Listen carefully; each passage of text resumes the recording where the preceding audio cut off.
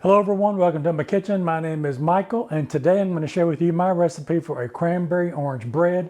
This is absolutely delicious and it comes together fairly quickly.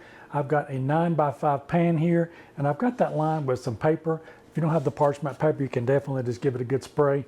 So I've got that put in there and I'm going to set this to the side. So I'm going to put my dry ingredients together. I've got 2 cups of all-purpose flour, or that's 240 grams. I've got 1 cup of sugar, or that's 200 grams. I've got 1.5 teaspoons of baking powder, a half a teaspoon of baking soda, and a half a teaspoon of salt. And to that, I'm just going to take the whisk and whisk all of that together. I've got those dry ingredients whisked together. I'm going to set that to the side, and while we're working on our next ingredient, you want to make sure that you've got your oven preheating to 350 degrees Fahrenheit, or that's 175 degrees Celsius. Now I'm going to grab another bowl and I'm going to mix my wet ingredients together. So I've got 1 stick of butter, or that's 113 grams. I'm going to add that into the bowl. And I've got 2 large room temperature eggs. I'm going to break those into this bowl to make sure I don't get any eggshells in there, and just to make sure I've got 2 good eggs. And there's 1 egg there, looks really good. It's easier to get the eggshells out of that than try to fish for it in the batter itself. Now I've got a half a cup of milk, or that's 120 milliliters. And I've got a 1/4 cup of orange juice, or that's 60 milliliters. And to that, I've got my last ingredient here. I've got a tablespoon of the orange zest. And what I do with that is you just want to take the orange itself, give it a wash. If you don't have the organic ones, I still give them a wash anyway. And then you want to take just the outer zest off of the orange. You don't want to get down into the white part that gets really bitter, and you definitely don't want that. You just want the orange part off of it. So that's 1 tablespoon, and I zested 1 orange. All right, now I'm going to take that whisk and just whisk those wet ingredients together. Now to my wet ingredients, I've got a teaspoon of vanilla here. This is completely optional. If you don't want to put that in there, you don't have to. I just love it. Kind of brings out a little bit more flavor to those other ingredients in there. So that's 1 teaspoon of vanilla.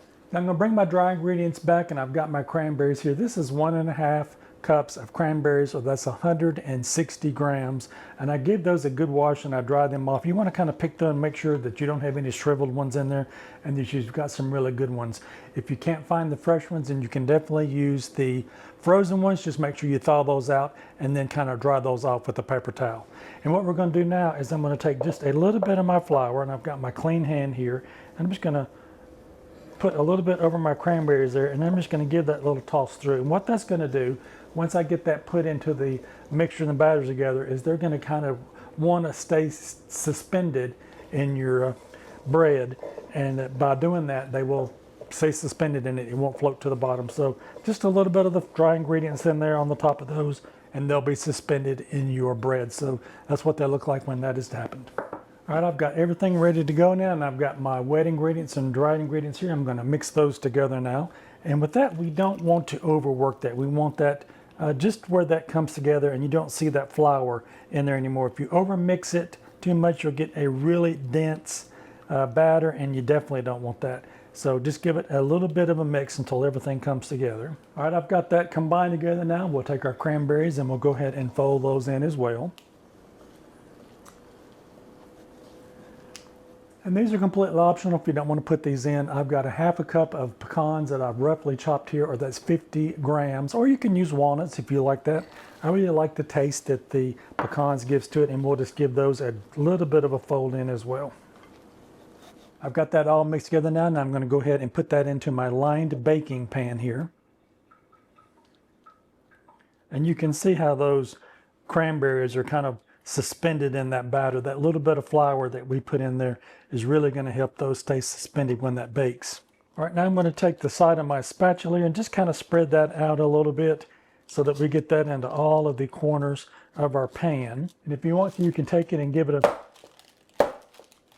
little tap on the counter there. That way, if there's any air pockets in there, those will come to the top. All right, now that we've got our batter in there, I've got some turbinado sugar here. And if you don't want to put this on there, you don't have to. I'm going to sprinkle this over the top. It's going to add such a nice flavor to that, give it a little bit more of a sweetness. Now I've got my loaf pan on a rimmed baking sheet here. I'm going to put that into that preheated oven. I'm going to bake this for about 50 to 60 minutes. Keep a watch on it. Everybody's oven is going to cook a little bit differently. When you can stick a toothpick in it and it comes out clean, you'll know that it's done.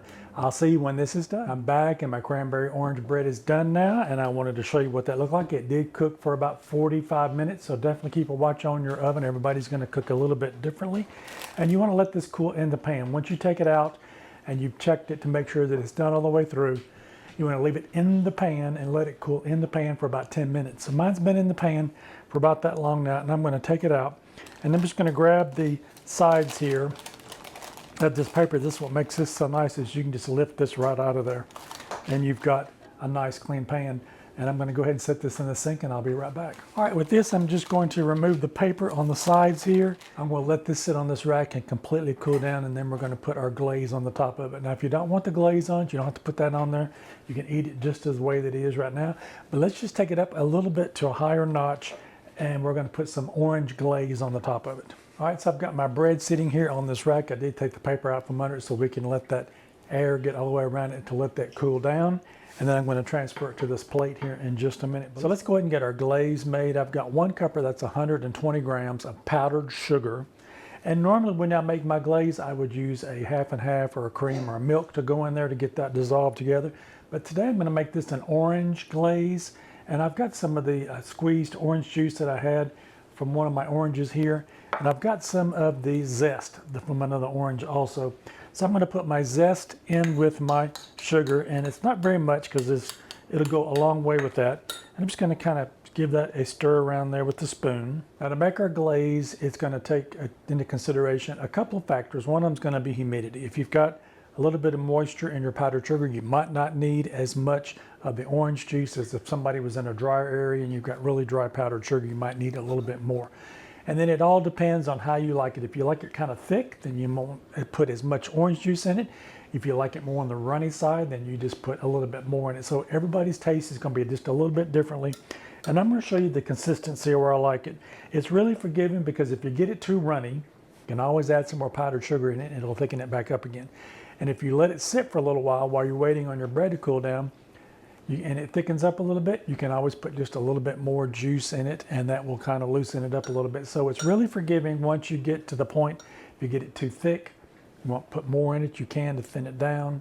So it's really forgiving. So I've got my orange zest in there now. And if you want to take it to the next level, I've got a little bit of orange extract here. I'm going to put just a little bit in it, not a lot. And I'm going to go ahead and start putting in a little bit of my orange juice. I'm just going to put some onto the spoon, and I've got the pulp in that too. If you don't want the pulp in it, you can take that out, but it's just going to add extra to it. So just give that a little mix around. I'm going to take just a little bit of my extract and just put just a little bit in it. It will go a long way. All right, I've got that put in there. Let's give that a little stir around. And you can see here it's still really thick. It's not to the consistency where we want it to be able to drizzle over the top of our cranberry bread. So I'm going to put just a little bit more of the juice in. All right, let me show you where I'm at now with this. It's coming along. That would be a nice drizzle on there. If you want it on the thicker side, I'm going to put just a little bit more juice in.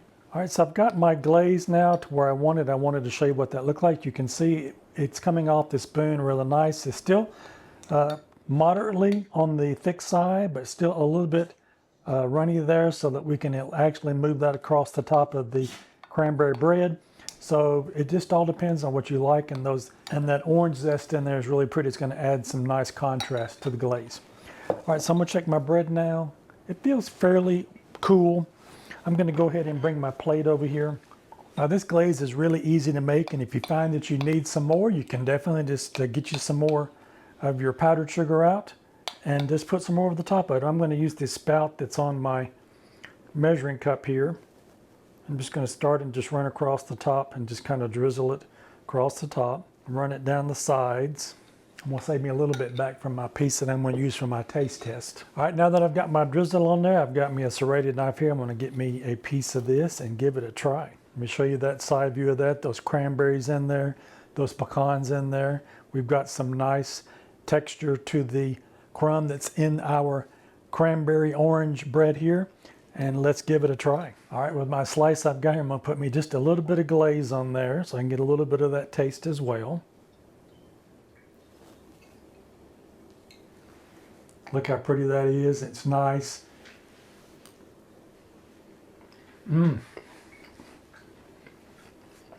That is absolutely delicious. I know you're going to try this. Those cranberries are not tart. There's just enough sugar in there to take those to the sweetness side of it. We've got those pecans in there. They're really nice. Gives it a little bit of crunch. And also there's just that little bit of subtlety of that orange coming through, and I can see a little bit of that zest that's in the side of those. Give this a try. I know you're going to love it, and leave me a comment when you do, because I'd love to hear from you when you make it. If you like this content, maybe you might consider giving me a thumbs up. I would really appreciate it. And while you're at it, check out one of these other 2 videos on the side. You might find something else you like. Don't forget to like, share, and subscribe. I'll see you in my next video. Bye-bye now.